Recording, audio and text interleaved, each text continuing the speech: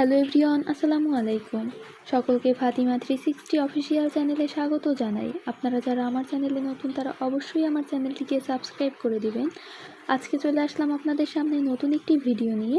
আজকের ভিডিওর বিষয় হচ্ছে পে স্কেল নিয়ে চলতি সপ্তাহে সচিব কমিটির বৈঠক, এরপরে চূড়ান্ত সিদ্ধান্ত দেওয়া হবে।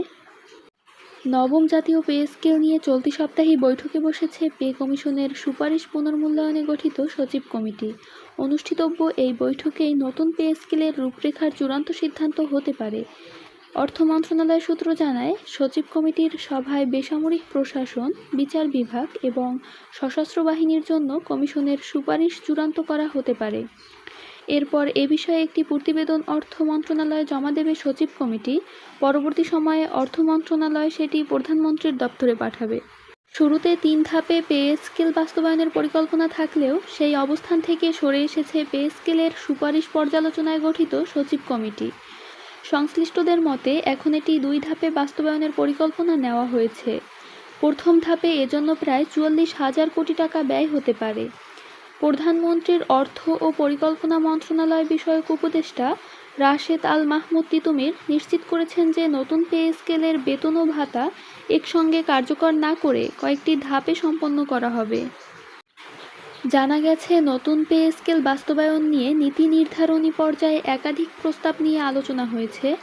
সরকারি হিসাবরক্ষণ পদ্ধতি বা আইবাস ডাবল প্লাস সফটওয়্যারের জটিলতা এড়াতে একবারেই মূল বেতন কার্যকর করাকে যৌক্তিক মনে করছে অর্থ বিভাগ।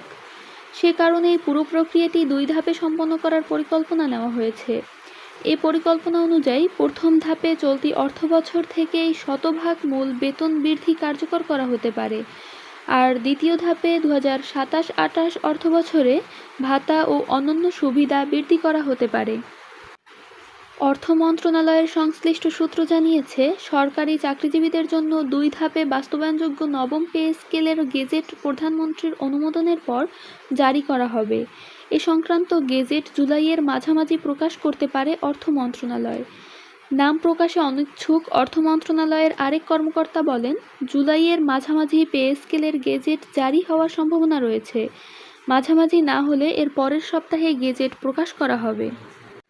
অন্তর্বর্তীকালীন সরকারের পে কমিশন বনাম বর্তমান কমিটির খসড়া 2025 সালে সাবেক অর্থ সচিব জাকির আহমেদ খানের নেতৃত্বে গঠিত জাতীয় বেতন কমিশন সরকারি কর্মচারীদের বেতন 100 থেকে 140% পর্যন্ত বাড়ানোর সুপারিশ করেছিল, যেখানে বিদ্যমান সর্বনিম্ন স্কেল 8,250 টাকা থেকে বাড়িয়ে 20,000 টাকা এবং সর্বোচ্চ ধাপ 1,60,000 টাকা করার প্রস্তাব দেওয়া হয়।